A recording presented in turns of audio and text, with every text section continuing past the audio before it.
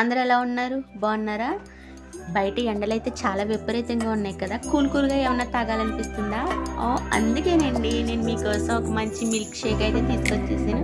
అదేంటో కాదండి, బాదం మిల్క్ షేక్. ఈ ఎండలో బయటికి వెళ్ళి తెచ్చుకోవాల్సిన పని లేదు. మన చేతులతో మన ఇంట్లోనే మనం చేసుకొని తాగొచ్చు. రోడ్డు సైడ్ దొరికే బాదం మిల్క్ షేక్ ఏమాత్రం మించిపోదు. అంత టేస్టీగా ఉంటుంది. ఒకసారి ట్రై చేయండి. నేనైతే ప్రాసెస్ 1 బై 1 చెప్తాను. మీరు అదే విధంగా ట్రై చేయండి. ప్రాసెస్ చూసేద్దామా? ముందుగా 1 బౌల్లో ఒక గుప్పెడు బాదం పప్పు తీసుకుని మనం వాటర్ పోసుకుని నానబెట్టేసుకోవాలి. 5 అవర్స్ అన్నా మనం నానబెట్టేసుకోవాలి. ఈ బాదం పప్పు బాగా నానిపోవాలి. సో ఇక్కడ బాగా నానిపోయింది కదా, ఇప్పుడు దీనిపైన ఉన్న పీల్ మొత్తం తీసేసుకోవాలి.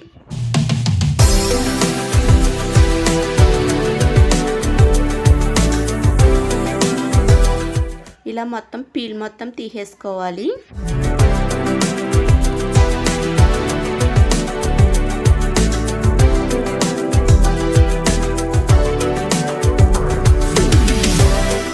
ఇక్కడ నాకు మా పాప హెల్ప్ చేయడానికి వచ్చింది. మమ్మీ నేను చేస్తాను, నీకు హెల్ప్ చేస్తాను అని అంటుంది.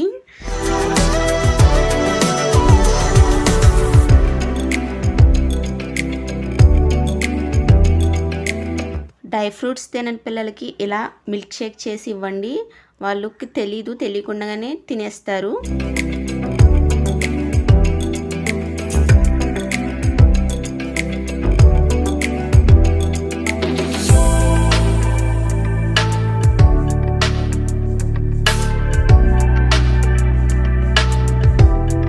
ఈ బాదం మిల్క్ షేక్ హెల్త్కి కూడా చాలా మంచిదండి. మనం బయట నుంచి తెచ్చుకోవడం కంటే మన చేతులతో మనం చేసుకుని తాగితే అదొక హ్యాపీ అండి.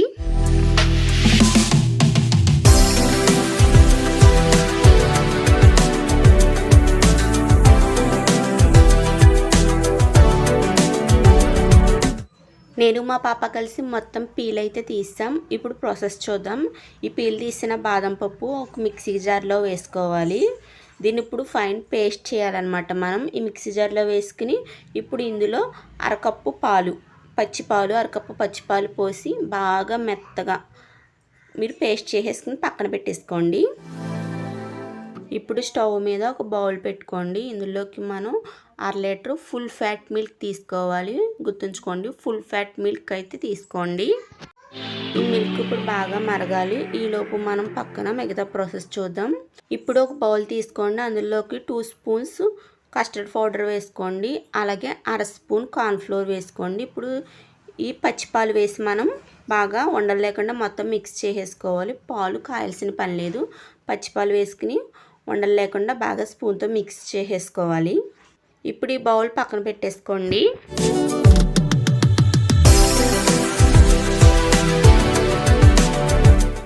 నెక్స్ట్ ఇక్కడ మనకి పాలు మరుగుతున్నాయి కదా, సో దీన్ని బాగా మరగనివ్వాలి. బాగా మరిగాక అప్పుడు మనం మిగతా ఇంగ్రీడియంట్స్ వేసుకోవాలి. ఇలా గట్టితో తిప్పుకుంటూ బాగా మరగనివ్వండి.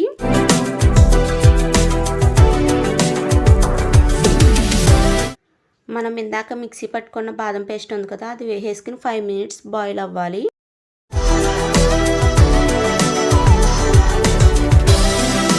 ఇప్పుడు ఇందులో 1/2 కప్ షుగర్ వేసి బాగా మిక్స్ చేసుకోండి. ఇప్పుడు ఇందులోనే కొంచెం ఇలాచీ పొడి కూడా వేసి బాగా బాయిల్ అవ్వాలి.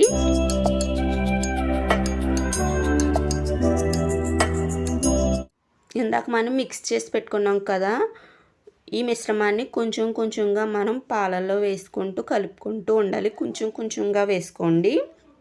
ఇలా మొత్తం వేసేసుకుని కలిపేసుకుని ఒక 5 మినిట్స్ మనం అలా బాయిల్ అవనిస్తే కొంచెం థిక్గా అవుతుంది. ఆ తర్వాత మనం స్టవ్ ఆఫ్ చేసేసుకోవడమే.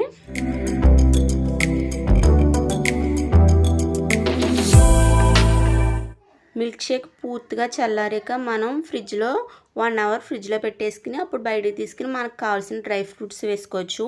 ఇక్కడైతే నేనైతే బాదం, జీడిపప్పు అలాగే కిస్మిస్ కట్ చేసి అయితే వేసుకుంటున్నా. మీకు ఇంకా ఏవి అవైలబుల్లో ఉంటే అవి వేసుకోవచ్చు, అది మీ చాయిస్.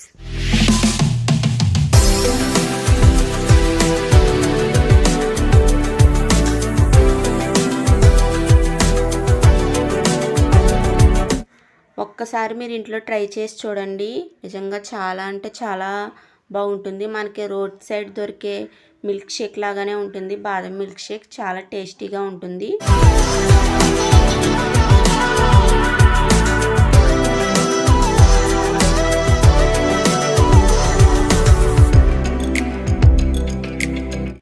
ఇలా జీడిపప్పు, బాదం అలాగే కిస్మిస్ ఇలా కట్ చేసుకుని వేసుకుంటే మనకు తాగుతున్నప్పుడు కొంచెం కొంచెంగా పళ్ళకు తగులుతూ టేస్టీగా ఉంటుందన్నమాట.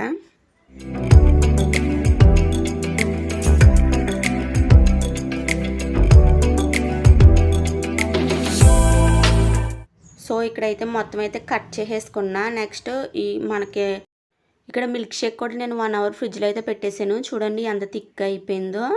చల్లారికి ఇంకా థిక్ అయిపోతుంది. సో ఇప్పుడు మనం కట్ చేసి పెట్టుకున్న డ్రై ఫ్రూట్స్ అని ఇందులో వేసేసుకుని మిక్స్ చేసేసుకుని మనం గ్లాసుల్లోకి వేసుకుని తాగేయడమే. టేస్ట్ అయితే చాలా బాగుంటుందండి. ఒక్కసారి ట్రై చేసి చూడండి, మళ్ళీ మళ్ళీ చేసుకుని తాగుతారు.